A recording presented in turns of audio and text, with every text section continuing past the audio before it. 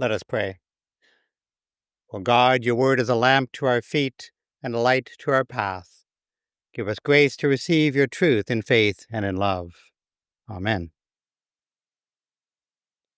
So this coming Tuesday, if you've forgotten, is September 30th, is a National Day for Truth and Reconciliation.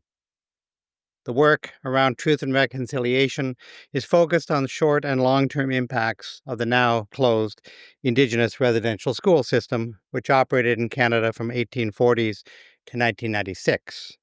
And approximately 150,000 Indigenous students went through the system. For this reason, September 30th is also known as Orange Shirt Day, for reasons that might be apparent.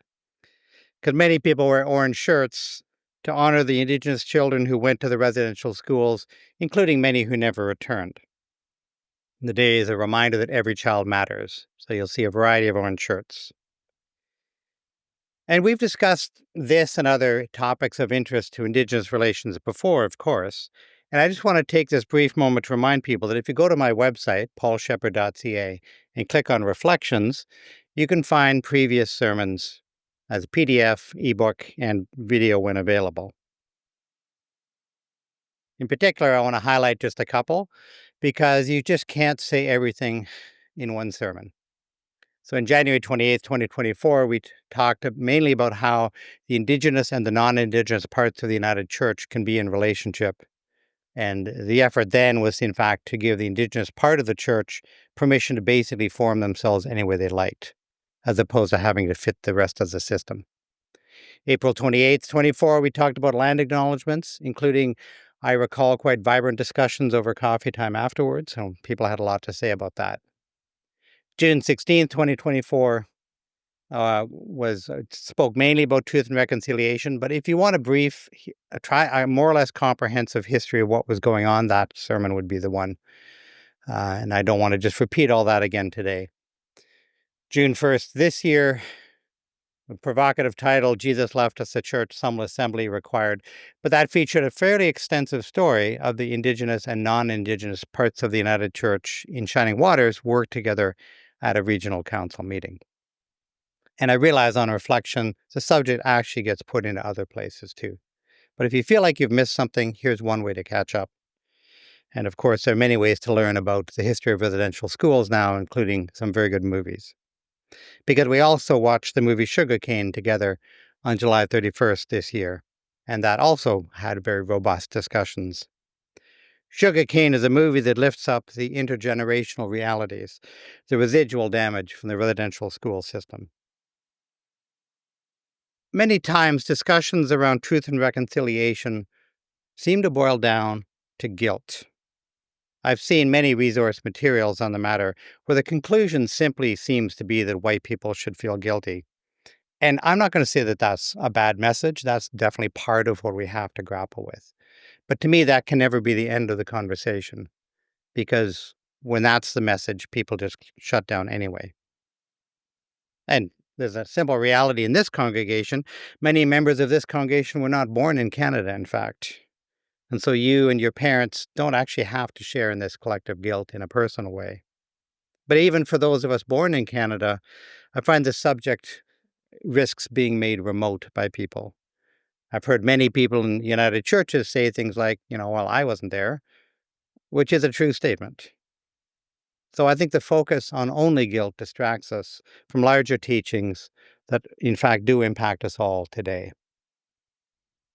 According to the Truth and Reconciliation Commission from 2015, quote, Canada's relationship with Aboriginal people has suffered as a result of the Indigenous residential school system. Healing and repairing that relationship will require education and awareness, as well as an increased understanding of the legacy and the impacts still being felt for everyone involved in that relationship, end quote. So I try to find a different lens to use so we can see this in a different way. And today I want to talk about relationship, the relationship between Indigenous and non-Indigenous Canadians, because I think the lessons will apply more broadly. So today, in fact, I want to start the discussion talking about relationship in the context of restorative justice. Now, restorative justice is often understood only in the context of criminal justice. But when we think about criminal justice in Canada, we usually think about retributive justice, because that's how we, as the Canadian society, normally respond to crime. Retributive justice is a very old idea. Essentially, it's the idea that society's best response to crime is proportionate punishment. In simple terms, if someone commits a crime, you punish them. And the more severe the crime, the more severe the punishment. And at that schoolyard level, it seems simple enough. But there are many examples of retributive justice in ancient societies too. For example, in Deuteronomy 19, we have the text, quote, "Then both parties to the dispute shall appear before the Lord, before the priests and the judges who are in office in these days. And the judges shall make a thorough inquiry. If the witness is a false witness, having testified falsely against another, then you shall do to the false witness just as the false witness had meant to do to the other. So you shall purge evil from your midst. Others shall hear of this and be afraid, and a crime such as this will never again be committed among you. Show no pity. Life for life, eye for eye, tooth for tooth, hand for hand, foot for foot." The text from Deuteronomy gives a fairly graphic picture, which is that the response to crime should be punishment, and that punishment is intended to punish not only the criminal, but to create fear throughout all of society. On the one hand, retributive justice does make a little bit of sense. On the other hand, as Mahatma Gandhi pointed out, an eye for an eye ends in the whole world being blind. Moreover, punishing criminals usually does nothing at all to relieve the suffering of victims. In my own case, on both occasions when my home was broken into, different homes, I received absolutely nothing as a victim. I do not know if the thieves were convicted, but even if they were, it certainly did not give me any comfort.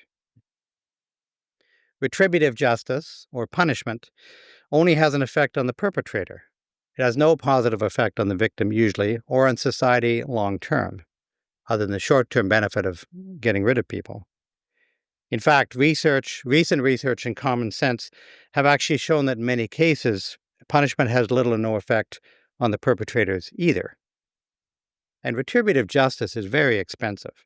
Not only do we pay to incarcerate people, we pay on the front end, the police, the lawyers, the court worker, and we pay on the back end, workers who help newly released inmates reintegrate back into society, helping them find employment, housing, and other things they need to break free from the cycle of incarceration.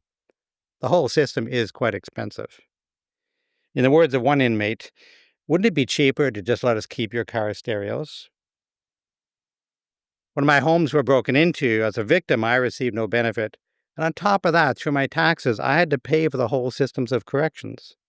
I would certainly have happily handed over my car stereo rather than go through all that. Now, I know my response seems a little bit flippant because the inmate in question actually was from the movie Let's Go to Prison from 2006. But at the same time, it does actually seem like something important is missing from the whole idea of retributive justice. And if you know very much about the justice system in Canada, you might agree with the critics. These critics know exactly what's missing from the criminal justice system. What's missing is, in fact, justice. Consider this story and how a different perspective on justice could make a difference. I'm not sure if this is a true story, but there's a lot of truth in it. But there was an older woman who lived alone who had a dog. And one day, a local teenager who was socially maladjusted, let's say, killed the dog. And in court, what came out was that the dog was a woman's companion. In fact, she got the dog after her husband died. And so the death of the dog meant the loss of her companion. So the judge decided the most suitable punishment was that the teenager should become the woman's companion. And so the court decided the punishment was for the teenager to spend time with the woman every week for a certain number of weeks. The initial weeks, obviously, were very difficult. The teenager had no respect for the woman or for himself. And the woman, although she really tried, struggled to visit in a friendly way with the person who'd done that to her dog. And yet over time, the two came to relate to each other. They came to really know each other. The teenager actually became the companion the woman really wanted, better than a dog, to be honest. And the woman became the grandmother that the teenager always wanted. The woman and the teenager, continued their relationship long after the date set by the court. So think about that as a different model for justice. In situations like this, retributive justice would have simply punished the teenager and left the woman to grieve her loss. I don't know if insurance would have provided a new puppy or not. But what happened in this case built new relationship between the woman and the teenager. What happened in this case built a stronger community overall. What happened in this case was the justice taken away by the killing of the dog was restored.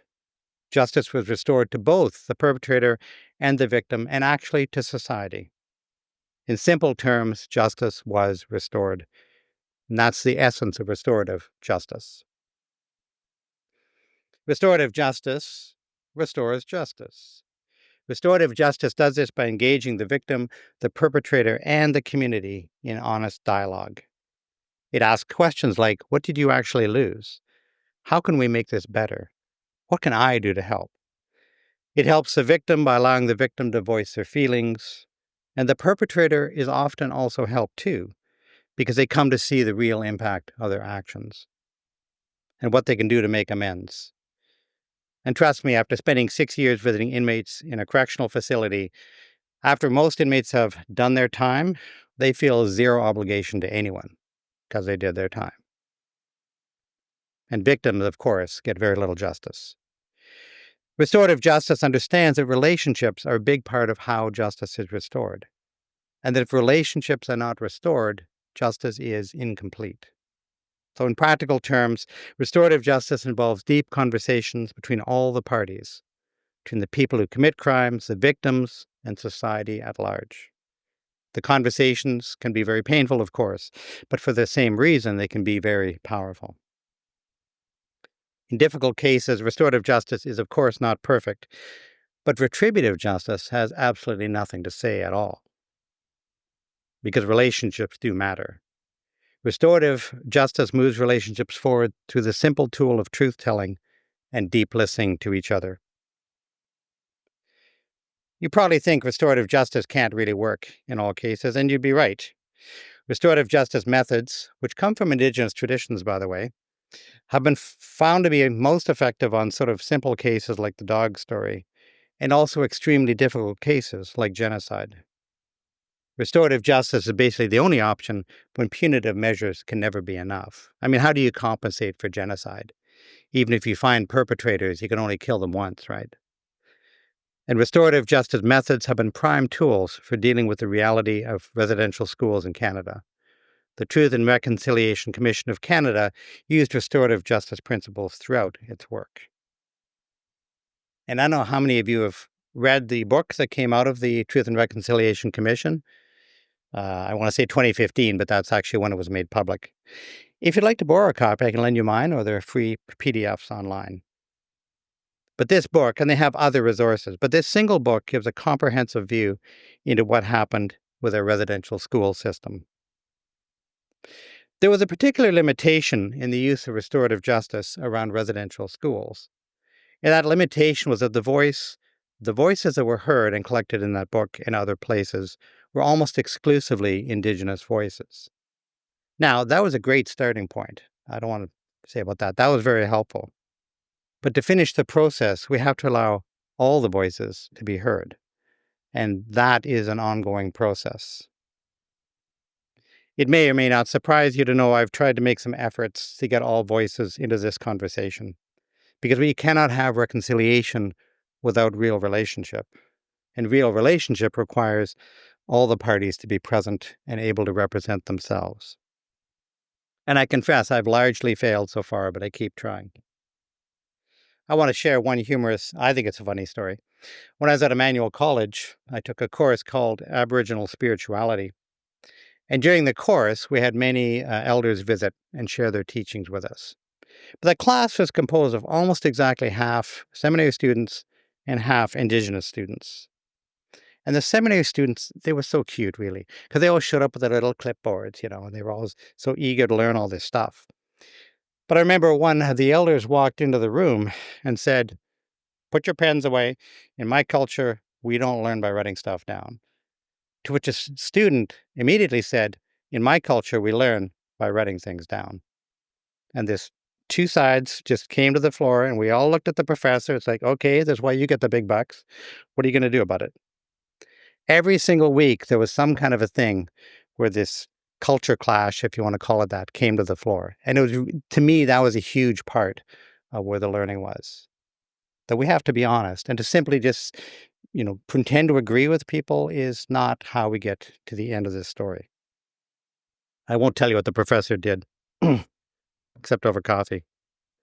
The reality is, real relationship requires the people at the table can be themselves, and that is not always easy. And I think this brings us to our story of Onesimus. Philemon was written by St. Paul when St. Paul was in prison. And Paul is writing this letter to a particular person, Philemon, who was a man of some importance in one of St. Paul's house churches. The letter concerns Onesimus, a slave that Philemon owned, who ran away and is now in prison with Paul. And Paul is writing to Philemon, asking him to accept Onesimus back as a friend, an equal, a child of God. By law, Onesimus was a criminal, and the usual punishment for runaway slaves was, of course, death. But Paul was arguing that there's more justice to be served in building an equitable relationship between Philemon and Onesimus, that there's more justice in restoring Onesimus to the Christian community than there would be in simply killing him. Paul is arguing that in this case, building relationships is more important than blindly following the rules of punishment. Did Paul's plea work? Well, Onesimus is now Saint Onesimus, who is celebrated on February 16th, so I think so. And in the gospel story today, let the one without sin cast the first stone, is a reminder that we are all in this together. None of us are beyond blame or guilt. None of us are perfect. And I know we might argue about the precise definition of sin, but I'm going to state flatly, we know we all do it, however you define it. The gospel reading today, for me, is well encapsulated in the bumper sticker that says, "Don't judge others because they sin differently than you." Justice cannot be achieved by purging evil from our midst, as it says in Deuteronomy. That has never worked. Justice can only be achieved by forming meaningful relationships, by finding new ways to be community, by creating the sort of community that allows people to be themselves and achieve their potential. Not following the status quo, but creating new paths together. So I've tried to paint a little picture of restorative justice, and I've probably presented it, hopefully in a way that makes it sound like, well, that's something most inmates would actually want. But doesn't it sound like something we all want? Doesn't it sound like something we all need? Don't we all yearn for restored relationships with friends and family we struggle to relate to? Don't we all yearn for more clear and supportive relationships, maybe even within this congregation? Don't we want the gift of deeper relationships? Restorative justice is not something just to be practiced in a correctional facility. Restorative justice can be practiced anywhere there's a relationship. And restorative justice principles are helping to heal the relationship over time, slowly, between Indigenous and non-Indigenous Canadians. And we can all participate in this, actually. Next time you run into an Indigenous Canadian, speak your own truth and listen deeply. Or listen first. It's up to you. Relationships can be restored. Justice can be restored. Thanks be to God. Amen.